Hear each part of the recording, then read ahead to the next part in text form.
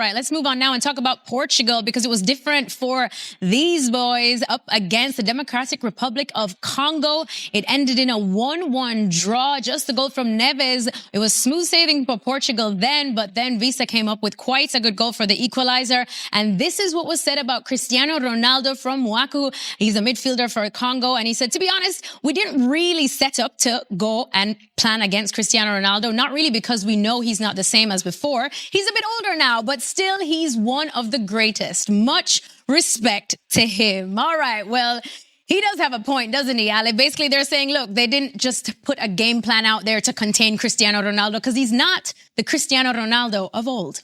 Well, look, I know this is going to sound random, but my lovely wife, who, bless her, doesn't know a whole lot about the game, but is watching the game while I'm watching the game, and she, in her glorious knowledge of the game, said, but he's not even moving.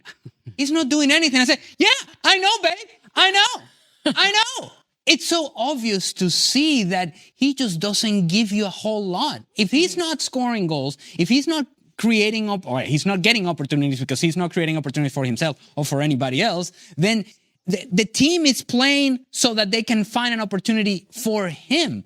And it just doesn't work. He seems to be on the way of things, in the way of this team actually getting forward with some sort of rhythm.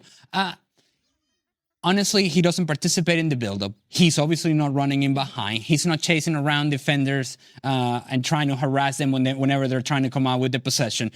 And whenever he did have a couple of half chances, they went straight out of bounds. Then it starts to bring about the conversation that we've had all along coming into this World Cup. Will Roberto Martinez be able to make the big decision? And as this game is going on, and we see that it's getting out of control for them, and now Gonzalo Ramos is about to come on, and thinking, oh, Roberto Martinez is about to make the big decision. Here it comes. Oh, no. Nope. No. We're taking off Vitinha, and we're putting Gonzalo Ramos right next to Cristiano Ronaldo.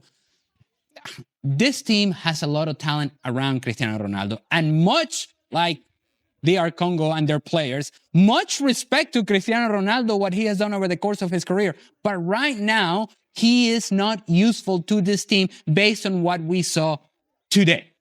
This team is, they're instead of making the correct decisions, what the game calls for, they're making the decisions that feature Ronaldo or please Ronaldo. And that's not a way to play this game at a high level. It limits Portugal. It's what we saw today. That was the evidence. It's hard for me to say that, but that's what was very clear to see today. Stevie, as a manager, this is a difficult decision that Martinez will have to make. We talked about it even in club football with Arne Slot and Mo Salah, that situation at Liverpool. But right now with Roberto Martinez, he has to make this tough decision, doesn't he?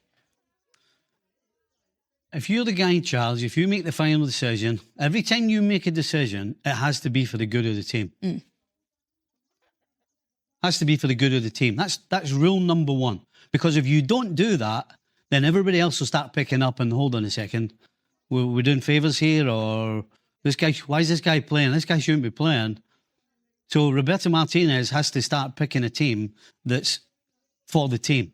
And it doesn't to me look like that. Because there's nothing that Cristiano has done, not only in the warm-up games, but in this game today, that justifies him starting the next game or staying on the field. So that is, Roberto Martinez has to look in the mirror and decide, am I going to upset somebody, or am I going to do what's best for the team? And I'm afraid to say, so far, I'd say he's scared of upsetting somebody. But here's the reality. Their next match is Uzbekistan, right? And if you know anything about the last few years for Cristiano Ronaldo playing for Portugal, Uzbekistan is the sort of team in which he scores 2 goals and we're all good. He'll thrive. We're good. We're all right. That's fine. And that, I think, is what's going to happen, is that Roberto Martinez will double down on Cristiano Ronaldo, will not hear the noise, and all of this conversation will be dismissed, and he's just going to say, that's my guy. And he, more than likely, will score a goal or 2 against Uzbekistan, and then it takes this team down the wrong path. Because long-term, in this competition, as we get into the latter stages, they're going to need more out of that position than what they're getting right now. But this game is going to be the same as today. Because today, most people thought, DR Congo, this is another chance to pad up his numbers. Yeah. Well, guess what happened? It didn't work. So there's your lesson. You got to learn your lesson, Mr. Coach. Mr. Coach. Well, speaking of that, despite all the firepower that Portugal did have on the pitch as well as coming off of the bench, Stevie, the Democratic Republic of Congo held their own defensively. Who stood out to you? Do you know what? I think the best tackle of the day, no question, was Wan-Bissaka. One of our own. And the biggest, it wasn't just the tackle, but it was actually the timing of it, because it was 1-0 to Portugal. Mendes, his opposing fullback, had made a fantastic run in behind, was clean through. But Wan-Bissaka, a little turn of speed, those big long legs that he's got, just when Mendes was about to pull the trigger and he blocked it. Now, that would have made it 2-0. This game would have been done, in my opinion. So not only was it a superb challenge, but the timing of it, because of the score, because of what it meant, it kept Congo in the game. I mean, as much as anything, that one defensive play has gotten a point for Congo. Ella, you appreciate a good defensive tackle, don't you? I know you were on the receiving end of many of them, and he ended up diving a lot of the time. But this one, what did you make of that? What did you make of Congo defensively? Well, are we talking specifically about that tackle or just overall from Congo? A bit of both. Okay, well, specifically on that, he's on the wrong side of Nuno Mendes. Yep. So he has to get around him to get to the ball, which is quite risky, but it's what the play called for. And to Stevie's points, it saves that tackle saves the game for DR Congo, because at that point, then it felt like, okay, maybe we have a chance here, maybe we have an opportunity.